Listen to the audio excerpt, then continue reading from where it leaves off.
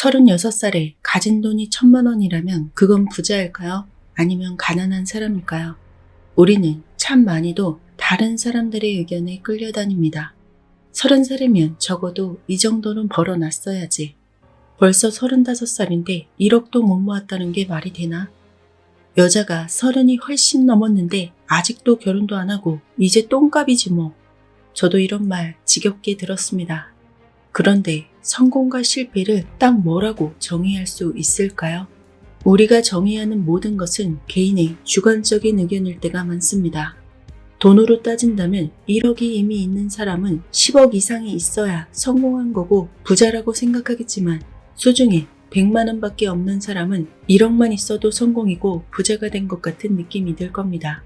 개인의 주관적 의견이 마치 세상이 모두 인정하는 답처럼 말하는 사람들이 많죠. 그런 사람이 주변에도 너무 많다 보니 우리는 정말로 하고 싶은 건 못하고 재능이 있어도 발견할 기회를 놓치고 그것도 알지 못한 채 주어진 삶을 살아갈 때가 많습니다. 그러다 보면 나이가 먹고 또 후회는 점점 늘어나고 그럴수록 너무 늦었다는 생각에 그냥 하고 있는 일이나 열심히 해보자. 뭔가 나중에 어떻게든 되겠지. 이러면서 또 하루하루를 보내고 있습니다. 가끔 이런 기사를 보셨을 거예요. 30 중반의 나이에 파이어족이 됐다. 40이 되고 경제적 자유를 누려서 이제는 여행만 다니며 산다. 그런 기사를 볼 때마다 대부분 그렇지 못한 자신이 마치 실패한 인생을 걷고 있다는 생각을 할 겁니다. 친구가 대기업에 들어갔다는 소식이나 주식으로 대박이 났다거나 또한 승진했다는 소식을 들으면 그 친구가 부럽기도 하면서 괜히 짜증이 나서 연락을 끊는 경우도 생기죠. 대부분의 사람들은 아니라 밖에 보이는 것으로 평가하려 합니다. 때로는 아주 가까운 사람들이 제일 큰 적이라고 생각하기도 합니다. 모르는 사람이야 내가 태어나서 살고 있는지조차 모르니 상관할 바가 아니죠. 그런데 나를 위한답시고 가깝게 지내는 사람들의 한마디 한마디가 가끔은 진짜 뼛속까지 콕 쑤시고 들어와서 마음에 상처를 입을 때가 있습니다.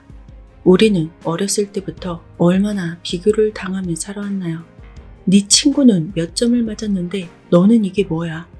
심지어 형제간에도 그런 비교를 합니다. 내가 무엇을 잘하는지, 어떤 것을 할 때 행복을 느끼는지, 내가 어떻게 살아야 하는지 바로 볼 수 있는 눈을 가져야 하는데 다른 사람들의 기준에 의해 만들어진 가짜 삶을 살고 있으니까 점점 위축이 들고 자신감이 줄어들게 되죠. 어디 출신이냐, 어느 지역에 살고 있냐, 얼마가 있냐, 차는 뭐 끄냐 이런 걸로 그 사람이 잘 살고 있는지 아니면 그렇지 못한지를 판단하는 사람이 많다 보니 자연스럽게 자신의 욕구도 그런 쪽으로만 쏠리게 됩니다. 실제로는 그닥 그런 거에 별로 신경을 안 썼던 사람도 점점 타인의 욕망에 끌려다니게 되죠. 저는 정말로 솔직하게 36살까지 1,000만 원밖에 없었습니다. 그것도 전월세 보증금을 내야 했기에 간신히 마련했던 돈이었죠. 액면으로만 보면 완전히 실패한 인생이었습니다. 그렇다고 제가 엄청 게으르게 살았냐? 아닙니다. 뭔가를 하지 않았던 적은 없습니다. 고등학교 때부터 다양한 알바를 했을 정도로 쉬지 않고 살았습니다. 그렇다고 일만 하면서 산 것도 아닙니다. 대학교를 마치고 1년 벌고 퇴사해서 사업해 본다고 뛰었고 또 취업해서 1년 벌고 워킹홀리데이를 갔다 오고 또 취업해서 1년 벌고 몇 달 동안 유럽 여행을 돌았고 또 1년 벌고 인터넷 창업을 해본다고 했고 폐차 직전의 차를 80만 원인가에 사서 1년 동안 출퇴근용으로 쓴 적도 있습니다. 그것도 차에 불이 나서 어쩔 수 없이 폐차를 시켜야 해서 못한 거지 고장나지 않았으면 더 탔을지도 모릅니다. 지하 월세방에 살면서 장마 기간마다 퇴근하고 곰팡이를 닦는 게 일이었던 적도 있습니다. 1,000원에 5개 하는 오이를 일주일 동안 아껴 먹어야 했던 적도 있고요. 그렇게 살다 보니 30 중반이 되어 있더라고요. 잘 사는 게 아니니 제가 뭔가를 할 때마다 친구나 지인들에게 다시 생각해봐라. 그건 너무 위험하다. 나중에 너 후회할 거야. 이런 말을 정말 많이 들었던 것 같습니다. 저는 지금은 그 당시에 그렇게 말했던 친구들을 모두 끊었습니다.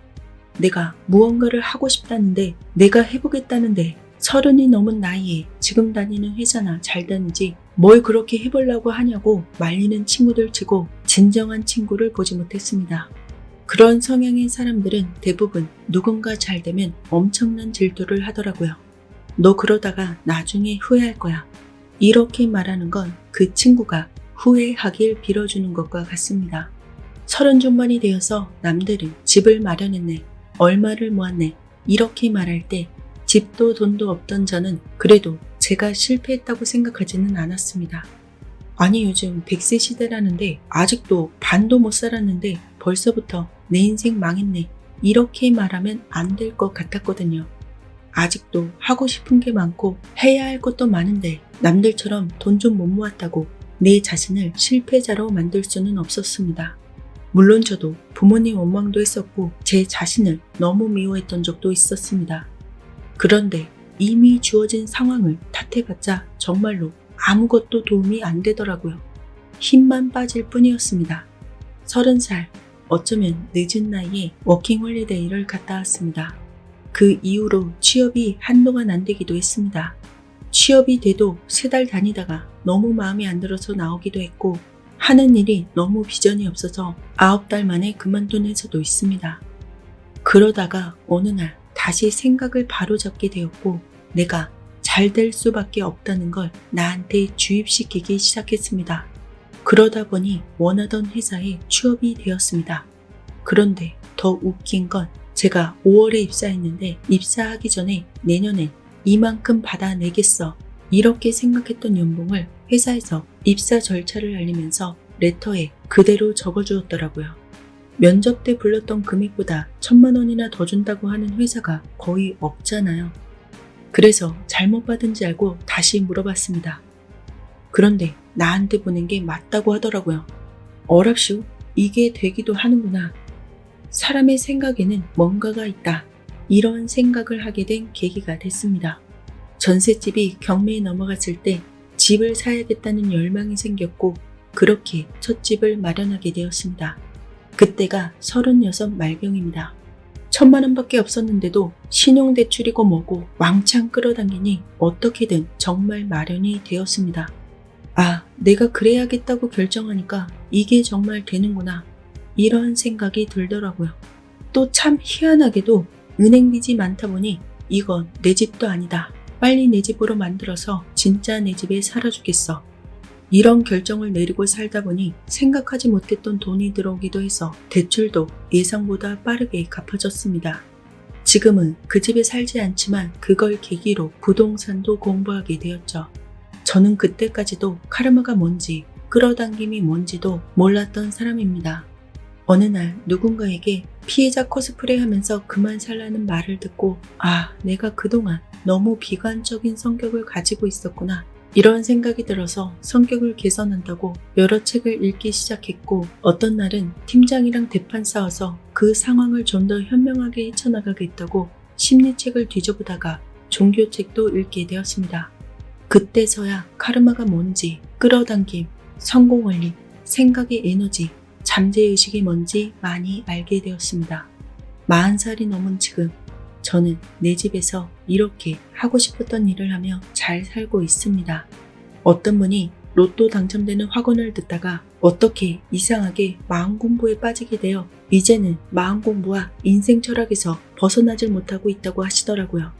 어쩌면 그게 순서인 것 같습니다. 돈이 너무 없어서 매일 돈돈거리다가 마음을 알게 되고 생각의 힘을 알게 되고 그 안에 기묘한 에너지가 있어서 내 생각대로 세상이 만들어지고 내 생각대로 세상이 보여지고 그대로 현실이 되고 있었다는 사실을 깨닫게 되면 아, 모든 원인이 나였구나 이런 생각을 하게 됩니다. 원인도 결과도 모두 나한테서 나오는 거였구나. 이런 걸 깨닫는 데는 늦은 나이란 절대 없는 것 같습니다. 누구나 진심으로 원하는 게 있으면 그걸 가질 계기가 반드시 따라옵니다. 실패와 성공은 동전의 양면과 같다 했습니다.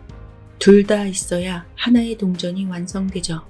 모든 양극이 있어야 인생이 만들어지는 것입니다. 남들보다 뒤처진다고 너무 쉽게 스스로를 실패자로 여기지 마시기 바랍니다. 남들과 너무 비교하다 보면 남들이 씌워놓은 거짓 욕망이 마치 자기가 진짜 원하는 욕망인지 알고 착각하게 됩니다. 아무리 지금은 앞이 보이지 않더라도 내가 무엇을 원하는지 그것을 찾는 과정을 즐기는 게 중요합니다.